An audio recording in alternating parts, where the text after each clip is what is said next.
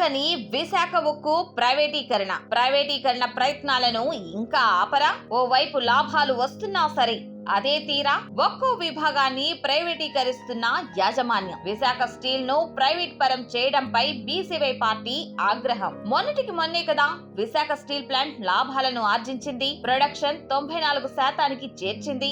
అంతా బాగుంది అనుకున్న సమయంలో మళ్ళీ ఏంటిది? విశాఖ స్టీల్ ప్లాంట్ ను ప్రైవేటీకరణ వైపు నడిపించడం ఏంటి? థర్మల్ పవర్ ప్లాంట్ 1 మెయింటెనెన్స్ ను ప్రైవేట్ వాళ్ల చేతుల్లో పెట్టడానికి వేగంగా అడుగులు పడుతున్నాయి. ఇప్పటికే సింటర్ ప్లాంట్ SMS1 వంటి కీలక విభాగాలను ప్రైవేటుకు అప్పగించే ప్రక్రియను ముందుకు తీసుకెళ్లారు. ఇప్పుడు టీపీపీ నిర్వహణతో పాటు కోల్డ్ హ్యాండ్లింగ్ ప్లాంట్ నిర్వహణను సైతం ప్రైవేట్ సంస్థలకు అప్పగించడానికి టెండర్ నోటిఫికేషన్ జారీ చేసింది స్టీల్ ప్లాంట్ యాజమాన్యం. అంటే విశాఖ ఉక్కు కర్మాగారాన్ని ప్రైవేటీకరణ వైపు తీసుకెళ్లే చర్యలు మాత్రం ఆగడం లేదు. ఇప్పుడు ప్రైవేట్ వాళ్ల చేతుల్లో చెబుతున్న థర్మల్ పవర్ ప్లాంట్ నిర్వహణ అనేది స్టీల్ ప్రొడక్షన్ కి గుండెకాయ లాంటిది. అలాంటి క్యాప్టివ్ పవర్ ప్లాంట్ ను ప్రైవేట్ వాళ్ళకి అప్పగించడం అనేది స్టీల్ ప్లాంట్ భవితవ్యానికే ముప్పు. అందుకే ఆ ప్రయత్నాలు వెంటనే ఆపేయాలని డిమాండ్ చేస్తుంది బీసీవై పార్టీ.